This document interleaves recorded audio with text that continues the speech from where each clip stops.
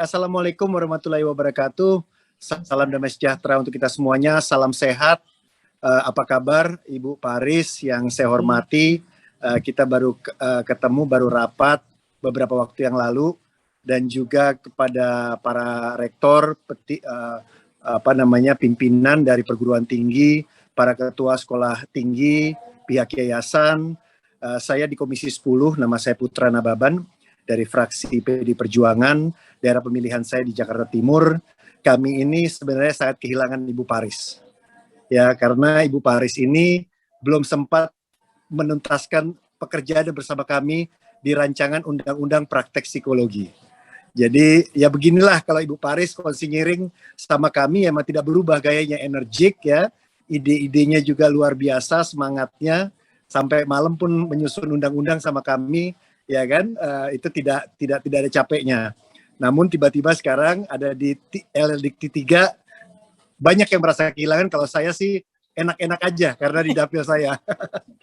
Baik, ini satu kebahagiaan ya, Bapak Ibu pimpinan perguruan tinggi dan sekolah tinggi, kebahagiaan dan kebanggaan buat saya pribadi. Karena apa? Karena bicara PTM, saya ini sudah bicaranya sejak Desember 2020. Kita ngomongnya sudah sejak Desember 2020, rapat seluruh fraksi dengan Mas Menteri menyusun SKB 4 Menteri. SKB 4 Menteri yang mengatur agar anak-anak didik bisa segera sekolah. Itu sejak Desember 2020. Termasuk memplanning supaya dosen divaksin, guru divaksin, mahasiswa divaksin, siswa divaksin. Tujuannya untuk tatap muka. Sampai ada varian Delta dan lain-lain, kita tahu lah semua ceritanya. Nah, dalam perjalanannya, dalam perkembangannya, saya berasumsi tadinya perguruan tinggi lebih dulu daripada SD, daripada SMP dan daripada SMA. Saya kaget, bukan kepalang ya, saya kaget sekaget-kagetnya, ternyata perguruan tinggi itu yang paling terakhir menerapkan tatap muka. Jadi saya saking kagetnya, saya kalau datang ke perguruan tinggi, ke sekolah tinggi, segala macam saya tanya rektornya, sudah belum? Dan ternyata banyak sekali konstituen saya, mahasiswa, itu yang menyampaikan kepada saya bagaimana mereka belum pernah kuliah, bagaimana mereka rindu kuliah, bagaimana mereka tidak pernah berdiskusi dengan dosennya. Boro-boro ketemu dosen, kalau saya undang untuk dalam konteks membantu memberikan mereka UKT dan KIPK kuliah, baru bisa ketemu sama dekannya, sama rektornya, sama wakil rektornya. Saya bilang sama mahasiswa, kamu adik-adik mahasiswa baru bisa foto sama rektor itu udah hebat. Saya sampai lulus kuliah nggak pernah ketemu sama rektor saya, kecuali waktu wisuda, itu pun cuma 2 detik kalian bisa foto. Kalau foto sama anggota dewan biasa itu ya, di rumah-rumah rakyat ketemu di mana biasa, tapi kalau ketemu sama dekan sama rektor itu luar biasa itu. Jadi tugas saya selama pandemi ini mempertemukan mahasiswa dengan dekannya, dengan rektornya, dengan wareknya. Karena kalau nggak dibawa sama saya, mereka nggak bakal ke kampus. Ya, jadi ini intermezzo. Jadi ini bukan jatuh dari genteng, ya, saya hadir di sini, tapi ini betul-betul ada di benak kita sejak bulan Desember 2020. Sejak Desember 2020. Udah agak lama ini. Pandeminya Maret, kita berjuang terus sampai Desember. Nah, sekarang bisa diresmikan di bulan Januari 2022. Saya alhamdulillah, puji Tuhan, moga-moga bisa terlaksana, karena dibandingkan LLDikti yang lain, kita ini masih 30%. Bahkan katanya masih 6, baru 6 perguruan tinggi yang melaksanakannya. Jadi Bapak Ibu sekalian, yang terhormat, pimpinan perguruan tinggi dan sekolah tinggi, Bu Paris, dan teman-teman dari LLDikti dan Kemendikbud, ada 2 hal yang sebenarnya kita ketahui, ya, betul-betul mengubah wajah pendidikan kita. Yang pertama adalah disrupsi 4.0, 4.0 yang sudah hadir bersama dengan kita. Kehadiran teknologi digital tersebut memberikan banyak kemudahan, ya, kemudahan bagi kita dalam mengakses informasi dan pengetahuan, beda seperti waktu zaman saya kuliah. Yang kedua adalah pandemi COVID-19. Ya, ini yang menjadi pekerjaan kita, Komisi 10 dan Kemendikbud dan Bapak Ibu pimpinan perguruan tinggi dan juga sekolah tinggi, ya, bagaimana selama 2 tahun terakhir ini kondisi pandemi ini memaksa kita untuk bukan hanya fasih menggunakan teknologi, tapi menjaga protokol kesehatan, hidup sehat, menggunakan masker, menjaga jarak, dan lain sebagainya. Dua hal ini yang mengakselerasi percepatan teknologi digital saat ini. Pertemuan tatap muka di sekolah diganti dengan virtual. Dosen, guru, murid, mahasiswa, serta tenaga pendidikan di semua jenjang dipaksa untuk menguasai teknologi digital. Proses belajar mengajar tetap berjalan dengan baik. Ya, sampai ya kalau di Jakarta Timur, saya bisa ceritakan ibu bapak sekalian, karena saya sering ditelepon oleh guru, sering komunikasi sama mahasiswa, saya tidak mau handphone saya hanya bisa diakses oleh Bu Paris ya. Ibu-ibu itu bisa akses saya kapanpun. Ibu-ibu yang tidak punya pulsa, handphonenya rebutan, di awal-awal pandemi itu gurunya sampai mengantarkan soal ujian ke rumah muridnya. Itu Jakarta Timur loh. Kita nggak bicara tentang dapilnya teman saya Pak Andreas di NTT, Nusa Tenggara Timur. Tapi ngomongnya Jakarta Timur. Nganter kertas ujian ke rumah muridnya untuk diisi dan kemudian diambil lagi. Ya. Dan keberadaan teknologi ini tetap tidak bisa digantikan dengan peran guru, dosen, interaksi belajar mengajar, karena edukasi bukan hanya sekedar memperoleh pengetahuan, tapi juga kolaborasi, nilai, serta kompetensi. Teknologi seperti yang Bapak Ibu ketahui juga tidak mampu menggantikan kemampuan soft skill yang tadi disampaikan oleh Ibu Paris. Ya, hilangnya soft skill, kemampuan mereka berkomunikasi di depan kelas, berinteraksi dengan dosen, dengan mahasiswa, menjalin relasi, kemampuan berdialog, berargumentasi di kelas, dan juga leadership. Ya, saya ingat sekali waktu saya di kampus, saya bukan hanya menjadi anggota senat, ketua organisasi, tapi saya juga menjadi wartawan di kampus, plus saya kerja sebagai satpam di kampus. Gitu ya. Jadi kalau itu pernah saya alamin semua, anak-anak sekarang yang sudah semester 3 atau semester 4 itu belum pernah mengalami, karena mereka SMA-nya online, tingkat 1-nya online, tingkat 3-nya juga online. Ya, moga-mogaan tidak wisuda online. Ya, ini saya yakin tidak ada satu orang pun Bapak Ibu yang ada di Zoom ini, 354 orang pernah online. Ya, saya nggak yakin. Pernah SD online sampai doktor online tidak pernah. Ya, jadi agak nggak fair juga kalau kita tidak memperjuangkan anak-anak kita untuk tatap muka. Kita harus ada di garda terdepan. Meskipun saya cuma S1, ya ini saya yakin di grup ini saya paling rendah ya tingkat level akademiknya gitu ya, daripada Bapak Ibu 357, bahkan mungkin operator yang mengoperate LL Dikti ini mungkin S2 gitu ya. Ya, saya cuma S1, tapi kita wajib ya memberikan kesempatan belajar fisik kepada anak-anak kita, apalagi mahasiswa itu pasti prokesnya lebih hebat daripada anak 6 SD. Ya, pasti lebih hebat daripada anak 6 SD atau 1 SMP. Ya, jaga jaraknya jago, pakai maskernya benar, cuci tangannya juga pasti lebih hebat. Itu saya nggak khawatir. Saya nggak khawatir. Bahkan sejak Lebaran kemarin, habis varian Delta, saya berharap mereka langsung kuliah. Tapi itu tidak terjadi. Nah, inilah yang menjadi apa yang kemarin kita gaung-gaungkan, kemudian menjadi learning loss. Ya, learning loss seringkali diidentikan dengan anak-anak SD, anak-anak SMP. Tapi kalau saya menceritakan pengalaman saya kuliah, begitu banyak hal yang saya dapatkan ketika kuliah terkait dengan soft skill leadership. Saya 25 tahun menjadi wartawan, terakhir saya menjadi pemimpin redaksi di Metro TV, saya pernah wakil pemimpin redaksi di RCTI, saya wawancara semua presiden, kecuali Bung Karno, karena ketika Bung Karno meninggal saya belum lahir, gitu ya, Pak Harto sampai Jokowi sudah saya wawancara, yang paling jauh Pak Barack Obama, Presiden Amerika kulit hitam pertama, di Amerika sudah saya wawancara di Gedung Putih, gitu ya. Kalau yang saya alamin, itu banyak soft skill yang harus kita asah di saat kita bekerja. Itu pengalaman saya di dunia wartawan broadcasting selama 25 tahun. Tidak cukup hanya menggadang-gadang IPK. Tidak cukup hanya menggadang-gadang mata kuliah yang diambil. Makanya saya senang banget ketika awal-awal Mas Menteri dilantik, ya, kita diskusi tentang bagaimana supaya anak-anak ini dipersiapkan, lalu dicetuskanlah program Kampus Merdeka.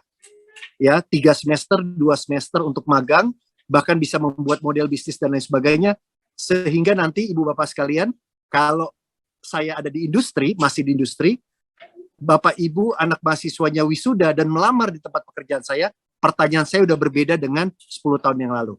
Kepada calon karyawan, saya akan tanya begini, kampus merdeka kalian apa? Saya nggak mau tanya lagi IPK-nya. Saya nggak mau tanya lagi mata kuliahnya. Saya nggak tanya hobi lagi. kampus merdeka kalian apa? Sebagai calon bos, itu yang akan saya elaborasi. Kampus merdekanya ngapain aja, interaksinya seperti apa, model bisnisnya ceritain, pengalaman di desa seperti apa, dan lain-lain. Jadi ini kalau kita bicara link and match ya, itu di dunia vokasi, buat saya sebagai mantan profesional, pertanyaan kepada karyawan baru atau orang yang mau mencari modal, ini kan sekarang kan mahasiswa sekarang nggak ada yang mau jadi karyawan, ya kan? Semuanya ingin punya usaha sendiri. Kalau saya sebagai pemilik modal dan ingin memberikan modal, yang pasti saya tanyakan adalah kampus merdekanya ngapain. Saya mau lihat bisnis modelnya, saya mau minta mereka menceritakan pengalaman, melakukan assessment terhadap karyawan-karyawan mereka dan lain sebagainya. Nah ini yang menurut saya learning loss yang dialami oleh anak-anak kita. Saya biasa panggil mereka adik-adik yang ada di kampus. Saya udah kebayang lah kehidupan saya di kampus waktu itu dan mereka tidak dapatkan sekarang. Ya, bisa dibayangkan mereka virtual belajar mengajar, sidang skripsinya, tesisnya, disertasinya, bimbingan konsultasinya, magangnya, wisudanya dan lain-lain. Ya, ini satu generasi mahasiswa yang kuliah di masa pandemi nyaris tidak pernah ketemu dan berinteraksi fisik dengan yang lainnya. Hubungan interaksi antara dosen juga terhambat dan tidak berjalan dengan baik. Atas fenomena ini, di masa pembelajaran secara online, membuat saya sebagai anggota DPR Komisi 10 yang dengan Mas Menteri, dengan Menteri Pariwisata, Menpora, dan Perpustakaan Nasional, saya mendukung adanya surat edaran yang tadi disampaikan oleh Ibu Paris, ya, untuk melaksanakan PTM, pembelajaran tatap muka dengan tetap menjalankan prokes kesehatan. Ya, saya diskusi dengan beberapa rektor yang menyampaikan, Bang Putra, Mas Putra atau Pak Putra, kalau di kampus itu jumlahnya 6.000, 10.000, 50.000, beda ngaturnya sama SD sama SMP. Saya paham, ya saya paham. Tapi meskipun itu 6.000, 10.000, 50.000, jangan kelamaan ngaturnya. Ya, jangan kelamaan. Kita bisa kok memanage bagaimana itu dilakukan secara hybrid dan lain sebagainya. Ya, tahapannya itu pasti ada, skemanya itu pasti ada. Ya, tentunya saya yakin rekan-rekan di perguruan tinggi negeri maupun swasta sudah paham betul bagaimana penerapan prokes dan PTM yang terbatas yang dilakukan, berapa yang boleh hadir di ruang kelas dengan pembatasan 50%, tergantung di wilayahnya masing-masing. Ya, kayak saya mau kasih contoh, 2 minggu yang lalu saya dan istri saya masih membahas PTM 100% untuk anak saya SMA kelas 2 dan SMP kelas 2. Hari ini sudah beda lagi. PPKM-nya sudah level 3 di DKI. Jadi sekarang saya dan istri saya mempersiapkan anak saya keduanya untuk 50%, bukan 100% lagi. Ini saya bicara sebagai orang tua, bukan sebagai anggota dewan. Ya, jadi di rumah saya pun sedang ada pembahasan seperti itu, termasuk mempersiapkan kaos kaki yang sudah kekecilan dan sepatu yang hari ini sudah harus dibeli karena hari Senin sudah harus sekolah. Gitu ya. Nah, ini dialami oleh kita semua. Ya, untuk itu saya mengajak kepada pimpinan perguruan tinggi dan sekolah tinggi yang ada di DKI Jakarta, termasuk juga dengan pimpinan yayasan, untuk sudah melakukan PTM dengan kapasitas SOP prokes yang ketat gitu ya. Aspirasi dari adik-adik mahasiswa yang suka saya dengar itu, kapan kita bisa kampus lagi, kapan bisa bertemu dengan teman-teman, kapan bisa tatap muka sama dosen, ya kan? Apakah semester ini Pak Putra, Desember kemarin saya ketemu dengan ratusan, mereka tanya, Pak Putra Januari nggak? Saya akan terus dorong, ya saya akan terus dorong, ya kepada pimpinan perguruan tinggi, ya. Begitu juga harapan para dosen, ya, mereka rindu untuk mengajar secara tatap muka, ya. Rekan-rekan dari kepala sekolah, guru dan siswa didik yang ada di DKI Jakarta, baik SD, SMP, SMA, SMK, sudah terlebih dahulu menerapkan PTM. Saya sudah bersama dengan Mas Menteri belusukan di SD, SMP, SMA yang ada di Jakarta Timur. 6 bulan yang lalu kami sudah belusukan, sudah melihat protokolnya, sudah bertemu dengan Satgas COVID, langsung lihat wastafelnya, lihat ruang transitnya kalau ada terjadi apa-apa, dan bagaimana kelas-kelasnya itu sirkulasi udaranya dan lain sebagainya. Kita udah lihat langsung. Moga-mogahan nanti Bu Paris kita bisa jalan-jalan ya, melihat langsung kampus-kampus supaya kita bisa memberikan penguatan. Siap. Ya, penguatan kepada pengelola, kepada pimpinan dan juga kepada mahasiswa agar mereka bisa segera menjalankan PTM ya dengan tatap muka dengan nyaman dan aman. Saya rasa ini bukan pengarahan Bu Paris, tapi ini adalah satu bahan diskusi gitu ya, diskusi dialog ya, dan kita ini sudah berjuang ya, berjuang sejak Desember 2020 untuk apa yang Bu Paris sampaikan saat ini bisa terwujud dan bisa tercapai. Ya bisa terwujud dan bisa tercapai. Untuk itu tentunya kami serahkan kepada para pengelola perguruan tinggi yang paling tahu kota Madianya, yang paling tahu kondisi mahasiswanya, dosennya, pengelolaannya untuk mulai melangkah. Ya, little step mulai melangkah dan mulai melakukan pendidikan tatap muka. Saya paham saat ini juga baik di DPR dan dimanapun lagi diskusi tentang varian Omi gitu ya, varian Omicron gitu ya, tapi itu bukan berarti membuat kita jadi terhambat, tapi justru membuat kita ya lebih sering menggunakan masker, lebih terlatih menggunakan masker. Dan saya ceritakan ke Bapak Ibu sekalian, kalau saya pakai masker, kemampuan saya bicara non-stop itu 1 jam 15 menit. Saya sudah coba, karena parlemen itu kayak dosen, parle, ngomong.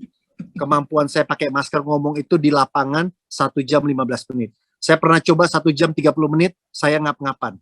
Ya, saya sesak napas dan lain sebagainya. Jadi dosen-dosen juga harus siap. Minimal ngomong aja, nggak usah pakai dijeda, 1 jam 15 menit saya sanggup. Kalau pakai masker non-stop, nggak lepas-lepas, 24 jam saya sanggup. Terbang Jakarta Manokwari, Manokwari Jakarta, atau naik mobil Jakarta Palembang, Palembang Jakarta sudah pernah, pakai masker nggak dibuka, itu sudah saya coba. Untuk itu tenaga pendidik, para dosen, mahasiswa juga harus latihan pakai masker terus. Ya, supaya ngomongnya juga terlatih, nggak tiba-tiba sesak napas, apalagi mual-mual, keringat dingin, dan lain sebagainya. Untuk itu sekali lagi terima kasih Bu Paris, teman-teman LDikti yang sudah mengundang saya untuk bisa bertatap muka, bertemu dengan para pimpinan perguruan tinggi, baik negeri maupun swasta, dan juga para pimpinan sekolah tinggi, bersama dengan pimpinan yayasan. Dan moga-mogahan kita bisa terus berkolaborasi, bisa terus menciptakan mahasiswa-mahasiswa yang betul-betul memiliki karakter, ya, karakter yang paling penting kalau menurut saya, ya, terutama bagaimana mereka memiliki karakter Indonesia. Demikian dulu Ibu Paris dan Ibu Bapak sekalian, terima kasih atas kesempatan dan waktunya untuk mendengarkan saya. Wassalamualaikum warahmatullahi wabarakatuh. Merdeka. Waalaikumsalam warahmatullahi wabarakatuh. Merdeka. Ya, saya malah usul menambahkan Ibu Paris tadi. Justru sebenarnya kalau kita bicara tentang, ya bisa dengar ya, kalau kita bicara tentang, ya kita bicara tentang kelas besar, kelas kecil, kalau disuruh memilih, saya itu justru menyarankan kalau kelas besar itu kan interaksinya tidak terlalu sering ya, tidak terlalu intensif. Jadi kalau harus memilih, saya justru menyarankan kelas kecilnya yang fisik, kelas besarnya yang full online. Karena kalau kita bicara leadership, kita bicara soft skill, diasah, berdialog, berdiskusi, justru kelas kecilnya itu yang harus kita intensifkan. Tapi tadi Bu Paris sudah kasih solusi, karena di DPR kita juga ada rapat pleno, kita ada rapat paripurna yang jumlahnya sampai 575 orang gitu ya, menggunakan hybrid 25%, itu kalau menurut saya salah satu solusi juga. Tapi kalau disuruh memilih, tadi terkait dengan biaya dan segala macam gitu ya, kalau saya akan memilih fisiknya itu justru di kelas kecil. Ya, online-nya fullnya di kelas besar. Sampai pada titik nanti jumlah vaksinasinya terhadap dosen dan terhadap mahasiswa bisa mencapai angka yang tidak mengkhawatirkan, artinya bisa di atas 80 atau 85% gitu ya. Tadi Ibu Ilah yang terkait dengan nongkrong-nongkrong ya, saya rasa Pak Handi tadi juga menyampaikannya ya, atau Pak Agus ya. Kalau soal nongkrong-nongkrong saya rasa itu bawaan mahasiswa ya. Tapi mereka ini kan anak-anak dewasa ya, di atas 18 tahun, 19 tahun.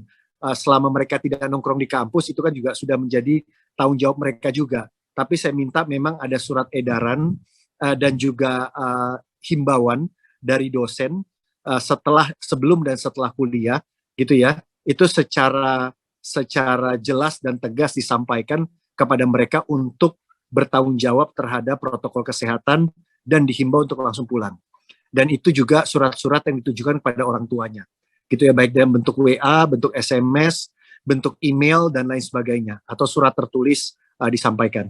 Jadi memang betul-betul kesadaran kolektif dibangun, baik itu bukan hanya Satgas Covid ataupun Satpam, tapi juga dosen, juga dengan para senior yang ada di sana, mahasiswa, orang tua, dan lain sebagainya.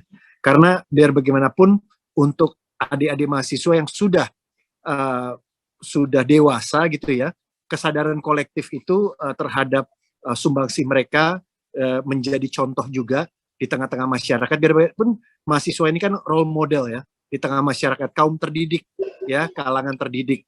Mereka juga harus bisa memberikan contoh kepada masyarakat. Siapa sih yang nggak suka nongkrong gitu loh? Ibu-ibu di dapil saya juga suka nongkrong. Nggak usah ngomong mahasiswa lah ya. Saya sampai mengedukasi ibu-ibu, mengatakan, ibu kalau beli sayurnya 5 menit, ngobrolnya 30 menit. Janganlah ngobrolnya 30 menit, Bu. Dan kalau ngobrol pakai masker. Saya sampai sering ngomong gitu. Bahkan ribuan ya orang, ibu-ibu, kalau saya ajak ngomong selalu saya sampaikan demikian. Ya apalagi generasi muda. Jadi jadikanlah ini menjadi satu semangat bersama bahwa dari kampus kita, dari civitas akademik kita itu betul-betul bisa bertanggung jawab dan menjadi role model, contoh di tengah-tengah masyarakat bahwa setelah kita selesai beraktivitas di kampus, di tempat pekerjaan, kita bisa langsung pulang dan lain sebagainya. Kalaupun harus hangout, ngobrol, bersosialisasi, karena biar bagaimanapun itu adalah kebutuhan setiap manusia, mereka bisa menjalankan protokol kesehatan. Ya jaga jarak, ya terus pakai masker gitu kan ya, tidak ketawa-ketawa sambil buka masker dengan jarak yang dekat dan lain sebagainya.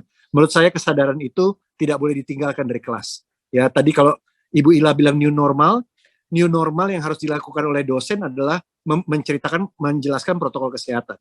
Itu udah inherent ya di dalam diri seorang pengajar, seorang pendidik untuk menyampaikan disclaimer tentang protokol kesehatan, gitu ya. Jadi kalau kita mau dan yang kedua, percayalah bahwa saya adalah orang yang tidak akan menafikan dan juga tidak akan menafikan yang adanya new normal, ya. Bahwa kemudian kita tidak bisa menghilangkan budaya online, implementasi online gitu ya. Bahkan kami di DPR juga melakukan istilah hybrid ya, dan bahkan sudah paperless. Saya udah hampir jarang megang kertas karena semuanya udah harus PDF, sudah mulai pakai Word dan lain sebagainya gitu ya. Terus bahkan kita udah mengurangi plastik, sudah tidak ada lagi gelas bawa tumbler dan lain sebagainya. Kalau bicara itu udah way of life. Ya, saya setuju ya. Tapi yang sedang kita bahas sekarang adalah fisiknya jangan tidak sama sekali. Ya, kalau bicara tentang keniscayaan hybrid, tadi saya dengar Pak Handi, Pak Agus dan Bu Ilah itu sepakat. Itu menurut saya sudah tidak usah dibahas lagi. Yang kita bahas sekarang adalah bagaimana perguruan tinggi dan banyak sekali institusi di Republik Indonesia ini memang tidak siap dengan pandemi dan kita harus menyiapkan kurikulum kita. Kita harus menyiapkan modul kita secara hybrid ya. Saya kadang-kadang suka bilang yang paling siap kayaknya UT ya, Universitas Terbuka ya, untuk menyelenggarakan hybrid, menjalankan online, karena dari dulu juga online. Nah, lembaga kepresidenan, DPR, gubernur, wali kota, militer, perguruan tinggi, tidak ada yang siap. Dan 2 tahun itu belum tentu kita dibilang sekarang siap, karena semuanya darurat. Nah, makanya kita tahun depan, kita masih menunggu rancangan Undang-Undang Sisdiknas, revisi Undang-Undang Sisdiknas, ya, yang masih ada di tangan pemerintah, untuk segera kita bahas. Dan tentunya akan kita sesuaikan dengan kondisi pandemi, endemi, yang akan berlangsung pada waktu-waktu ke depan. Nah, saya rasa terkait dengan guideline dari LLDikti, saya setuju. Dan kalau ada survei lagi, saya sangat apresiasi untuk betul-betul mencapai satu keakuratan ya, kondisi yang real yang ada di lapangan seperti apa. Setahu saya kalau izin orang tua dalam SKB 4 Menteri sudah tidak diperlukan lagi ya. Saya berulang kali mendengar pernyataan Mas Menteri bahwa orang tua tidak boleh dibebankan lagi. Ya itu di tingkat dasmen loh, pendidikan dasar, menengah dan tinggi. Orang tua tidak boleh dibebankan lagi terkait dengan izin. Ya kebetulan saya ini orang tua anak SMA, SMP sama anak playgroup gitu ya. Jadi sangat dengar sekali kalau ada kaitan dengan orang tua. Nah saya nggak tahu kalau di perguruan tinggi masih perlu ada intervensi orang tua atau enggak. Kalau anak SMP sudah tidak perlu, harusnya di perguruan tinggi tidak perlu izin orang tua lagi. Ibu Paris bisa kasih informasi terkini? Di dalam kegiatan dengan para rektor, memang di masing-masing perguruan tinggi Pak membuat SOP sendiri. Dan di dalam SOP para rektor itu beberapa rektor masih mensyaratkan izin orang tua. Oke. Kalau di SKB 4 Menteri sudah tidak ya? Tidak ada Pak. Oke, ya berarti SKB 4 Menteri itu untuk anak SD, SMP, SMA sudah tidak perlu izin orang tua. Tapi kalau mahasiswa perlu izin orang tua ya nggak apa-apa juga, gitu loh, nggak apa-apa.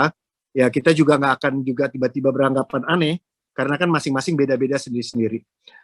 Apalagi tadi ya, terkait dengan paralel hybrid, oke, hambatannya yang belum vaksin. Saya rasa Pak Agus Salim, saya mau menceritakan gini ya, kalau kita bicara tentang fasilitas vaksin, akses vaksin, DKI Jakarta ini gemah ripah loh jinawi ya. Saya itu biasa bergaul di Komisi 10 dengan orang-orang non-DKI. Jadi kita ini harusnya banyak bergaul sama orang-orang LL Dikti, jangan hanya DKI saja, tapi LL Dikti 1, 2, sampai ke yang ke-16 ya Bu ya, supaya kita bisa tahu bahwa akses vaksin mereka tidak mudah. Jadi kalau memang ada anak-anak yang belum divaksin, vaksinnya gratis gitu ya, kecuali dia punya pandangan yang berbeda terhadap vaksin gitu ya, punya paradigma yang berbeda terhadap vaksin, ya mohon dibantukan untuk diakses. Dan setahu saya mengakses mahasiswa di DKI jauh lebih mudah daripada di Kalimantan Timur atau di Nusa Tenggara Barat gitu ya. Artinya di DKI ini kalau membandingkan dengan teman-teman di Sulawesi Utara, udahlah, ini udah paling hebat lah DKI Jakarta ini. Ya, harusnya kita kalau bicara tentang ini jangan keras-keras kalau di DKI. Nggak enak kedengeran sama yang di daerah lain gitu. Karena saya biasa bergaul dengan 51 dapil lain yang ada di Komisi 10 gitu ya. Biasa bergaul dengan orang-orang yang non-DKI. Ya, jadi mungkin diupayakan Pak supaya mahasiswa kita betul-betul 1, 2, bahkan booster gitu ya. Terus kalau ditanya tadi sama Mas Handi, apakah status pandemi ini sudah bisa dikatakan itu? Saya rasa tidak bisa hanya di lingkup kampus saja. Kita bisa mengatakan bebas pandemi kalau betul-betul di rumahnya juga sudah divaksin semuanya. Bagaimana juga dengan lingkungan kantor orang tuanya dan lain sebagainya. Seperti ibaratnya UK ya, Inggris baru-baru ini kan, Perdana Menteri Inggris baru bicara di depan parlemennya, videonya viral yang mengatakan bahwa mulai besok anak-anak sudah tidak perlu pakai masker lagi ke sekolah. Itu pernyataan Perdana Menteri Inggris. Ya berarti vaksinnya mereka itu sudah di atas 80%, 85%. Gitu. Jadi di Inggris sudah tidak perlu pakai masker lagi. Dan tidak boleh mendiskriminasi orang-orang yang tidak pakai masker. Nah itu mungkin maksudnya Mas Handi. Tapi kalau di Jakarta menurut saya harus disampaikan oleh gubernurnya, bukan oleh rektornya atau bukan oleh kepala LL Dikti. Harus menyampaikan itu adalah presidennya atau kepala daerahnya. Saya rasa itu ya 3 hal yang bisa disampaikan pendalaman dari Bapak Ibu sekalian. Terima kasih nih.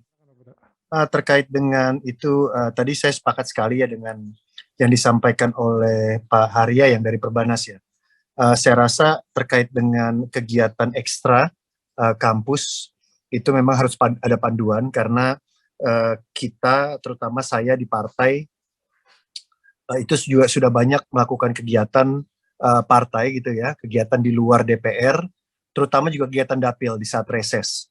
Jadi saya membuat panduan itu sendiri, protokol itu sendiri tentunya mengacu dengan protokol kesehatan umum gitu ya. Jadi sehingga ada kesadaran kolektif atau adapun aturan yang mengatur ketika kita berkumpul di luar DPR itu protokolnya seperti apa.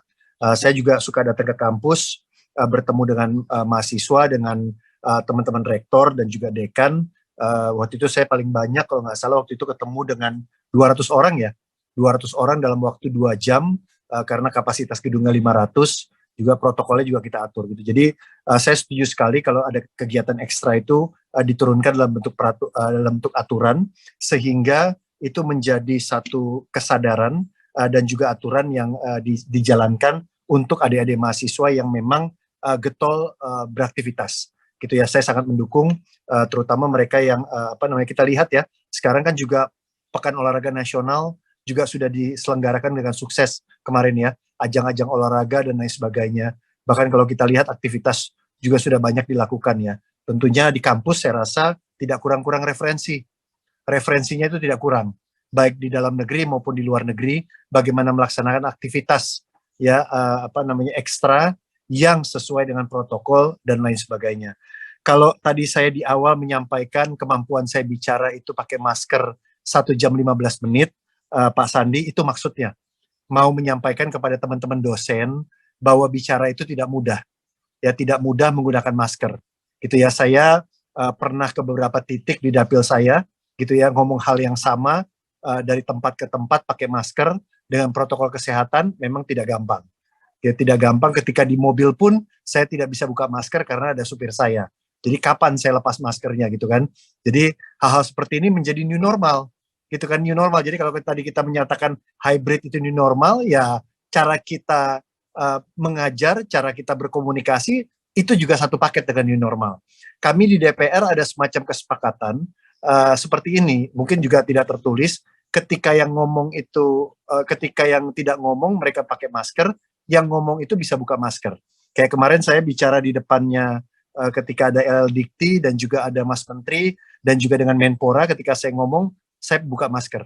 Tapi semuanya termasuk menteri yang merupakan mitra kami pakai masker, gitu ya. Dan saya juga mendisinfektan mikrofon kita, ya, karena saya tidak mau mikrofon itu tidak dibersihkan meskipun dari pihak Setkom pasti sudah membersihkannya. Nah, hal-hal seperti itu yang kalau menurut saya menjadi new normal dalam diri kita juga, ya, dalam diri kita juga, ya, sehingga hal-hal seperti ini kalau menurut saya inherent, melekat, ya. Para dosen juga harus, tadi saya bilang, juga bisa mengingatkan mahasiswa, dan itu memberikan disclaimer.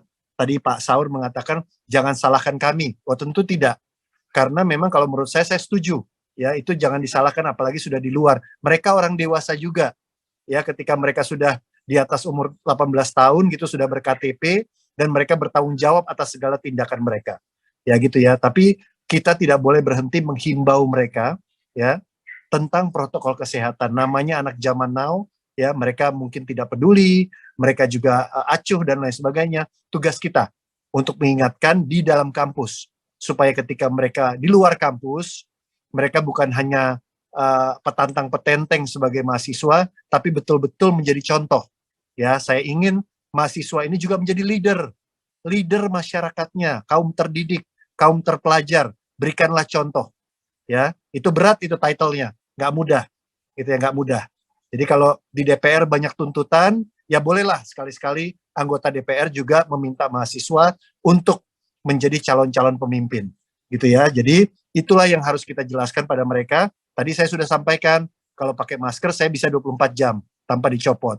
Nah, teman-teman dosen juga latihan, nggak pakai masker bisa berapa jam tanpa dicopot. Nah, ini semuanya ngalamin, termasuk Pak Jokowi. Ya, Pak Jokowi pakai masker terus dan suka ngomong juga.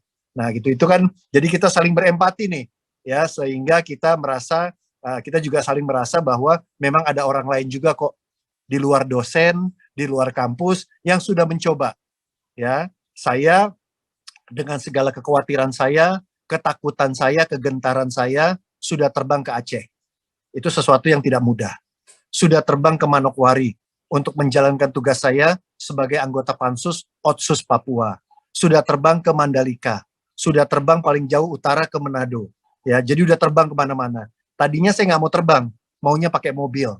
Ya, makanya saya kemarin nggak terbang ke Palembang di awal tahun 2021, tapi nyetir mobil ke Palembang karena takut naik pesawat terbang. Gitu ya. Nah, ini kan kita sama-sama menjalankan tugas negara, ya, dalam mendidik anak-anak kita, dalam saya menjalankan tugas kita. Nah, jadi contoh udah banyak. Ibu, Bapak, Rektor, pimpinan perguruan tinggi sudah banyak contoh. Lembaga-lembaga sudah banyak kasih contoh. DPR sudah banyak kasih contoh. Bagaimana menjalankan rapat, menjalankan pertemuan, dan lain-lainnya sesuai dengan protokol. Ya, jadi sebenarnya tinggal di ATM aja, amati, tiru, modifikasi. Ya, jadi nggak ada yang baru, tidak ada yang baru. Ini tinggal di ATM aja.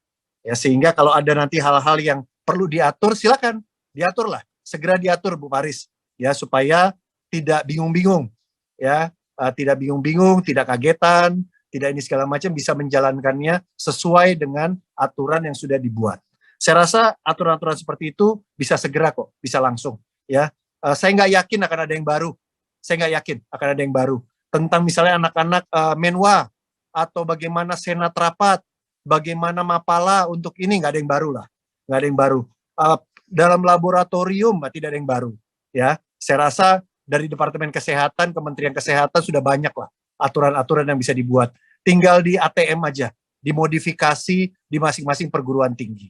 Ya, dan yang terakhir Pak Omar Abidin dari ISIP, saya sepakat Pak, sepakat untuk tidak sepakat, karena biar bagaimanapun 25 tahun di dunia profesional itu menunjukkan bahwa yang kita butuhkan bukan hanya sekedar IPK, tapi bagaimana mahasiswa-mahasiswa ini punya kemampuan untuk agile thinking, ya, agile thinking skills, kemampuan untuk bisa menyiapkan skenario A, skenario B, skenario C. Berpikirnya jangan lempeng-lempeng aja, harus non-linear thinking, gitu ya. Itu yang kami cari, ya. Bagaimana interpersonal skill dan communication skill. Nah itu makanya kami parley gitu ya, yang suka ngomong itu memang agak kesulitan karena mimik muka itu, apalagi kalau udah mahasiswa bilang, Bapak mohon maaf videonya harus di off kan karena pulsa saya nggak cukup.